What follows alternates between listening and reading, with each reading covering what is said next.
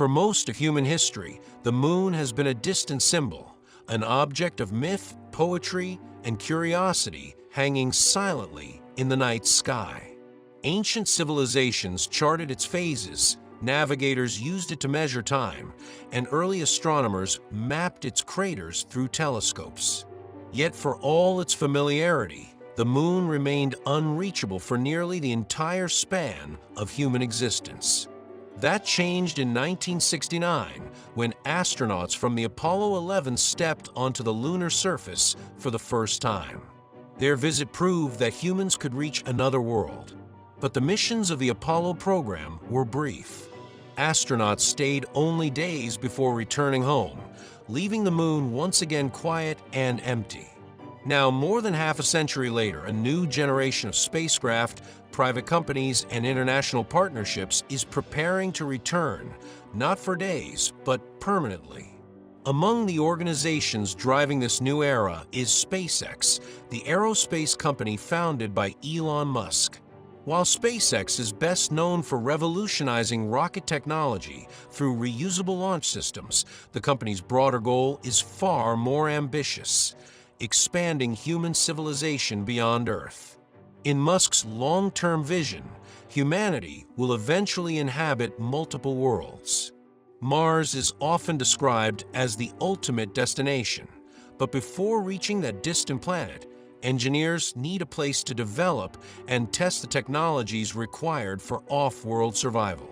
The moon is the ideal proving ground. Unlike Mars, which lies tens of millions of kilometers away, the moon is relatively close. At an average distance of 384,000 kilometers, it takes only a few days for spacecraft to travel between Earth and the lunar surface. This proximity makes it possible to deliver supplies, perform repairs, and evacuate astronauts if necessary. At the heart of SpaceX's strategy for lunar development is the massive spacecraft known as Starship. Starship represents a radical shift in rocket design. Traditional space missions rely on expendable rockets, vehicles that are used once and discarded after launch. This approach makes space travel extremely expensive. Starship, by contrast, is designed to be fully reusable, capable of launching, landing, refueling, and flying again many times. When paired with its enormous booster rocket, the system becomes the most powerful launch vehicle ever built. Standing roughly 120 meters tall, Starship is capable of carrying more than 100 tons of cargo into orbit and eventually transporting similar masses to the Moon or Mars. This extraordinary capacity is what makes the concept of a lunar city feasible. Building a settlement on the Moon requires transporting enormous quantities of equipment: habitats, power systems, vehicles, construction machinery, scientific instruments, and life support technology.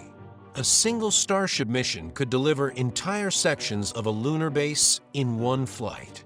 SpaceX's plans are closely connected to NASA's Artemis program, the international initiative designed to return astronauts to the Moon.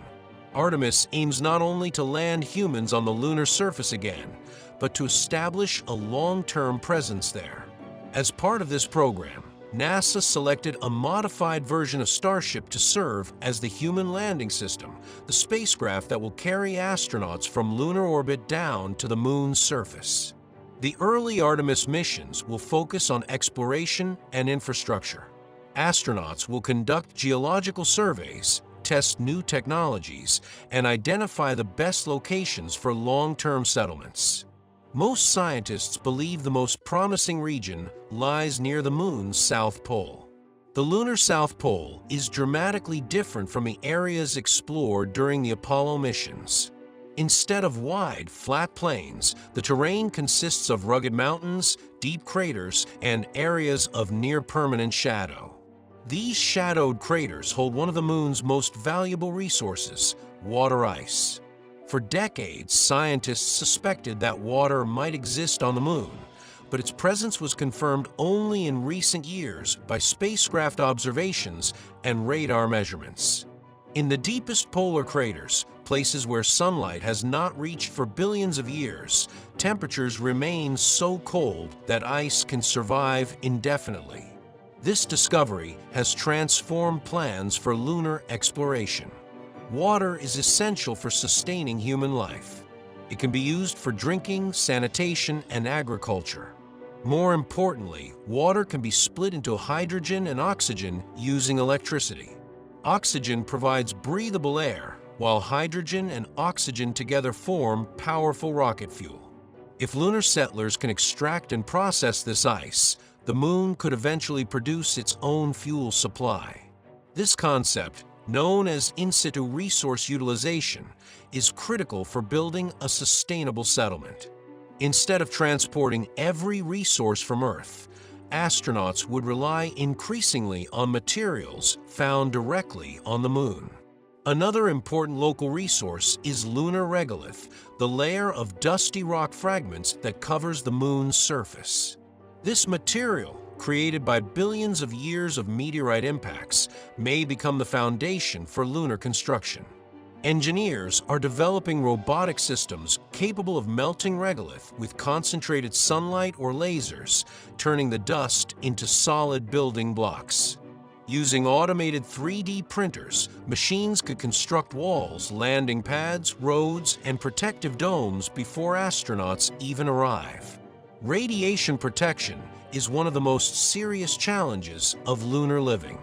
Earth's magnetic field shields our planet from many forms of cosmic radiation, but the moon lacks this protection. Astronauts living on the surface would be exposed to high-energy particles from the sun and deep space. To solve this problem, lunar habitats may be built underground or buried beneath several meters of regolith. The thick layer of lunar soil would absorb radiation and protect inhabitants from dangerous solar storms.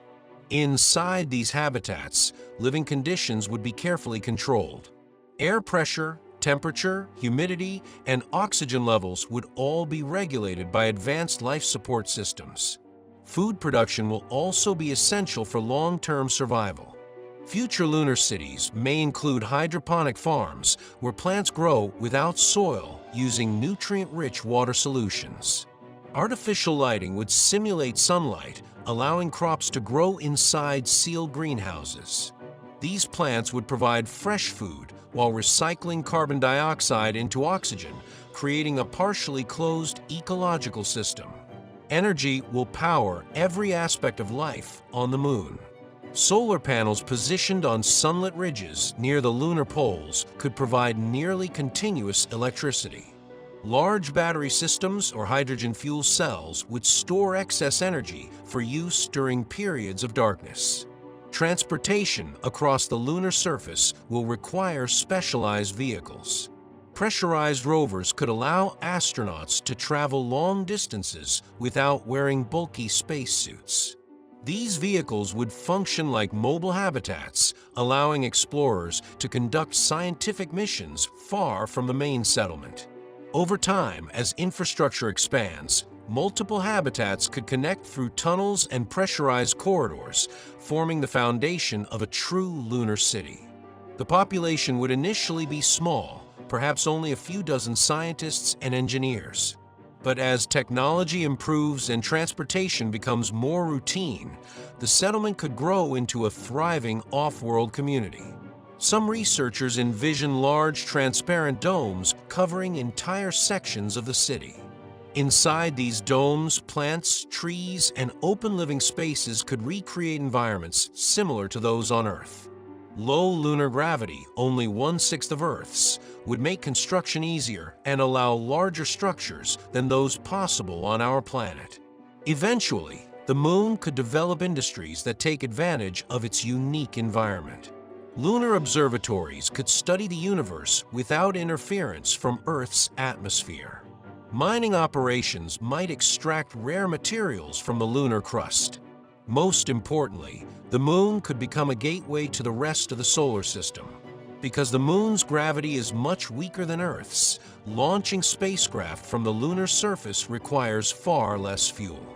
Future missions to Mars, asteroids, and the outer planets could depart from lunar spaceports rather than Earth.